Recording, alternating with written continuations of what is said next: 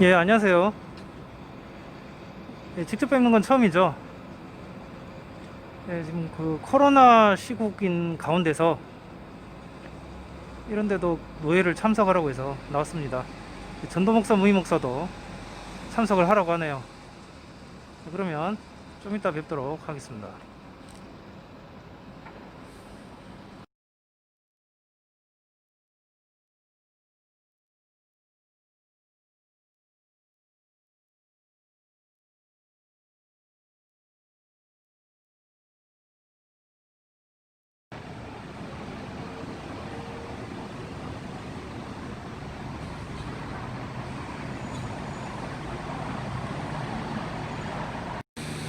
아, 예, 도착을 한 것 같습니다. 예, 그러면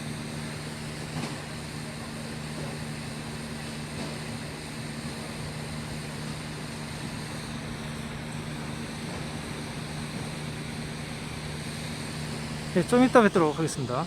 날씨가 들에서 안 받으신 분들은 받으셔야 됩니다. 이 봉투 안에 비닐 장갑이 있는데 성찰이 참여하는 비닐 장갑을 끼시고 그걸 받으시면 되겠습니다.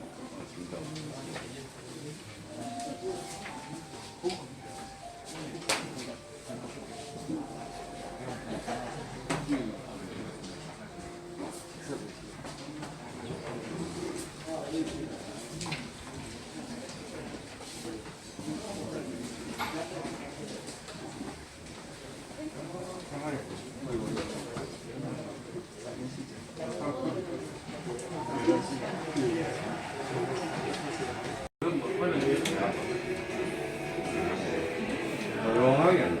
이렇게 더. 조용히.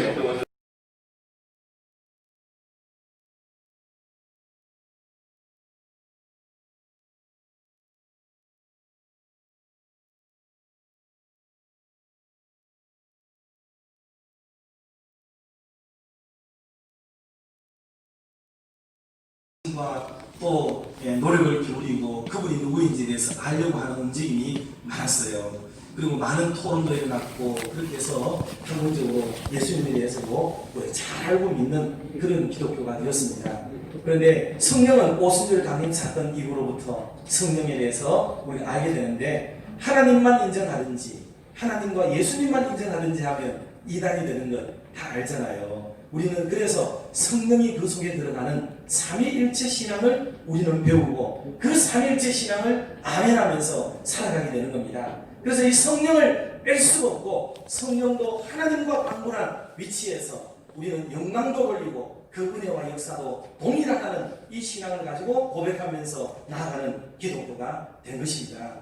그러나 많은 분들은 성령을 인정하지 않든지 그리스도를 인정하지 않든지 하는 일들이 일어나고 있지 않습니까? 그런 면에서 성령도 도외시되고 홀대받기 쉽고 빼놓기 쉬운 이런 역사, 교회 역사 현장 속에 성령 하나님도 동등한 지위와 영광과 권세를 가지신 하나님이시다 하는 것을 선포하고 드러내는 그 놀라운 역사가 사도행전을 전체적으로 중심하고 있고 자리매김을 하고 있다 하는 것입니다. 그래서 오늘날까지 교회가 2000년 동안 흔들리지 않고 전통적으로 지켜온 성령을 믿는 것, 이것이 바로 오늘 우리의 신앙이고 우리의 고백이 되어야 합니다. 그래서 예수 그리스도께서 떠나가시면서 보내주시마 약속하신 그 다른 보혜사, 그 성령이 우리에게 오셔서 우리의 마음을 두들기시고 우리를 회개케 하고 우리를 거듭나게 하고 우리를 믿음을 더하시고 우리로 하여금 교회를 설립하게 하고 하나님 나라를 건설해 가시는 것이 바로 성령의 역사인 줄로 우리는 믿습니다. 그러므로 오늘도 우리는 성령과 더불어 동행하고 성령이 일하시도록 하고 성령께서 다스리시고 통치하게 만드시는 그 놀라운 은혜의 교회들로 세워가야 될 줄로 믿습니다. 우리 노회도 더없이 아름답고 이 지금 주변에 있는 모든 노회들로부터 부러움을 받는 아름다운 노회로 특성에 된 것은 참으로 감사한 일이라고 할 수 있겠습니다. 사람으로 보면 우리 청년노회장들을 비롯해서 또 우리 힘내가시는 장로님들 등 우리 모두가 한 발씩 양보하고 오늘까지 이렇게 은혜롭고 좋은 노회가 되었습니다. 그러나 우리 모두의 가운데서 누구보다도 이 모든 영광을 받으셔야 될 분이 바로 성령 하나님이신 줄 믿습니다. 그 믿음으로 우리 노회가 더 하나님의 다스림과 통치를 받는 노회가 될 수 있기를 바랍니다. 마지막 세 번째는 주님의 분부 속에는 교회는 하나 되어야 한다 하는 정신과 사상을 우리에게 가르쳐 줍니다. 여러분 알다시피 사실 초대교회가 우리가 굉장히 부러워하지만 또 많이 초대교회로 돌아가자 이렇게 말을 하지만 사실 초대교회가 그렇게 모범된 교회라고 볼 수 없는 정황들도 엄청 많습니다. 그리고 초대교회 각 개교회마다에도 문제점이 많았고요. 그 문제점의 문제는 정말 신중하고 엄중한 문제들이 많았습니다. 그리고 그것은 도덕성에도 미치지 못하는 그런 문제들도 엄청 많았고요. 또 유대교 정신에서 탈피하지 못한 그런 문제들도 많아서 이거는 뭐 유대교도 아니고 기독교도 아닌 짝꿍스러운 이런 일들도 많았고 또 이방인들 중에서 예수를 믿고 어느 날 갑자기 기독교에 입문한 분들이 엄청 많았기 때문에 기독교가 샤머니즘적인 냄새를 너무 많이 풍겼던 게 사실 또 초대교회 상황이고 보면 어떤 초대교회가 하나 될 만한 요지가 소지가 그렇게 많지는 않았습니다. 그런데도 불구하고 초대교회가 무슨 오늘날처럼 일치된 신앙 고백서를 가지고 있는 것도 아니고 또 교회 헌법을 따로 가지고 있는 것도 아니고 그들이 무슨 대표성을 가진 분들이 모여서 우리가 이렇게 하자라고 결의된 어떤 문을 가지고 있었던 것도 아니었고 다 제각각 시시각각이었단 말이죠. 그런데도 불구하고 그 다양성을 가진 교회들이 하나의 일치성을 가지고 하나가 될 수 있었던 그 이유가 뭐냐는 거죠.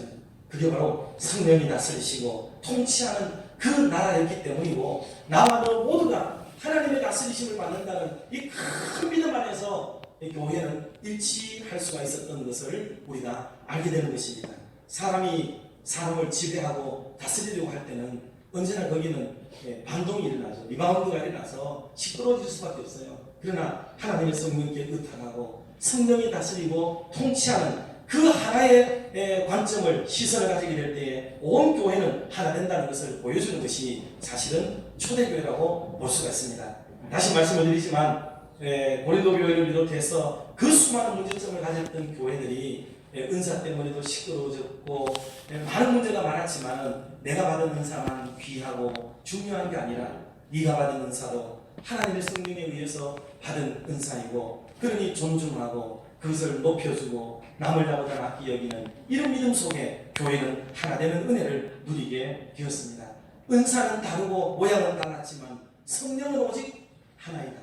주도 하나요, 세례도 하나고 우리의 믿음도 하나고 교회도 하나이다 라는 이 놀라운 사상이 지배하면서부터 온 교회는 지역이 다르고 인종이 다르고 계급이 다르고 성별이 다르고 가정의 형편과 처지와 입장이 다 달랐어도 하나 되는 운동을 벌여나갈 수 있었던 것은 바로 성령의 하나 되는 놀라운 역사, 이 역사 앞에 순종했기 때문이었습니다.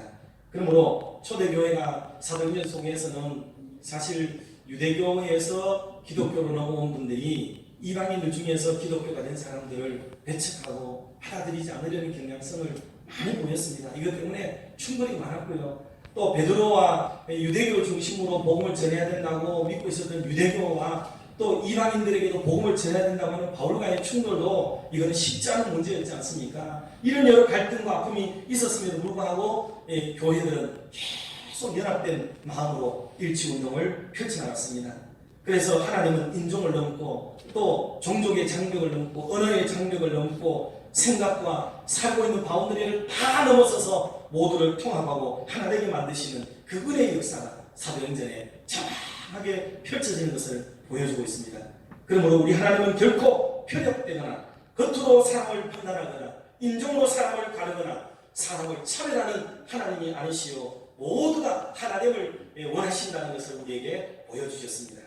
그러므로 저와 여러분들도 모두가 하나 되는 은혜를 누려야 될 줄로 믿습니다.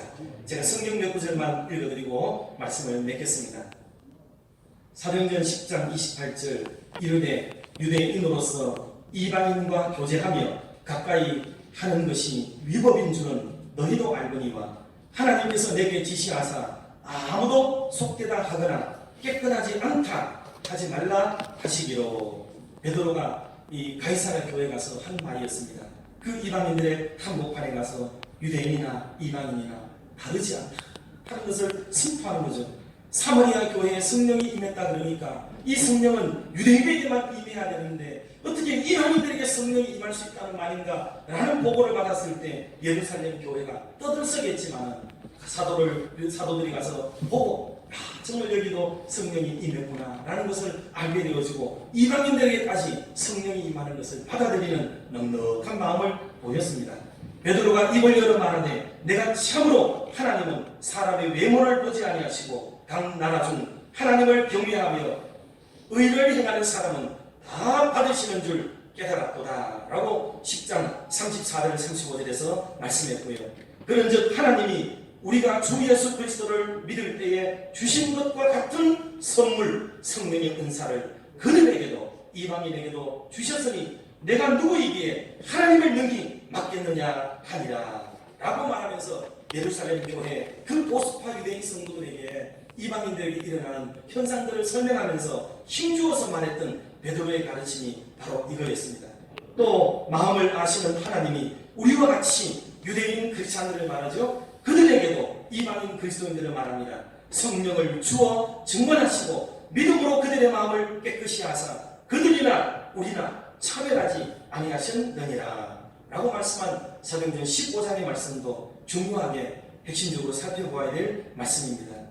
말씀을 맺으면서 베드로가 예루살렘에 있을 때에 이렇게 많은 사람들 앞에서 본인 스스로가 유대교의 가장 철두철미했던 수장이었는데도 불구하고 이 넓은 마음을 가지게 된 것, 우리가 볼 때는 바울이 회개하고 또는 용서를 빌어서 화해된 것처럼 보였지만 실질적으로 행동에서는 베드로가 자기의 부족함을 느꼈는지 오히려 예루살렘을 향하여서 그 유대교의 교인들 한복판에 가서 끊임없이 이런 정신을 말씀하고 있는 것을 볼 때에 참으로 중요하게 봐야 될 부분이겠습니다. 사랑하는 우리 노회원 총대 여러분들, 정말 우리도 오늘 이후로부터 노회와 교회를 차별 없이 차등 없이 모두를 하나로 대할 수 있는 큰 그림 속에 은혜 속에 하나님의 역사를 이루어가게 되기를 주님의 이름으로 축원합니다. 기도하겠습니다.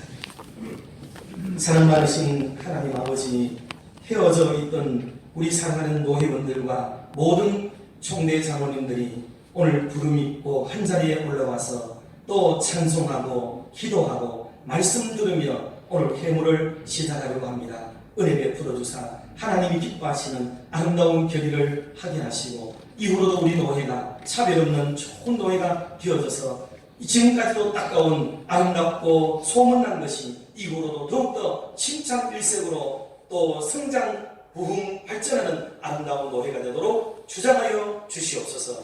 예수님의 이름으로 기도드리옵나이다.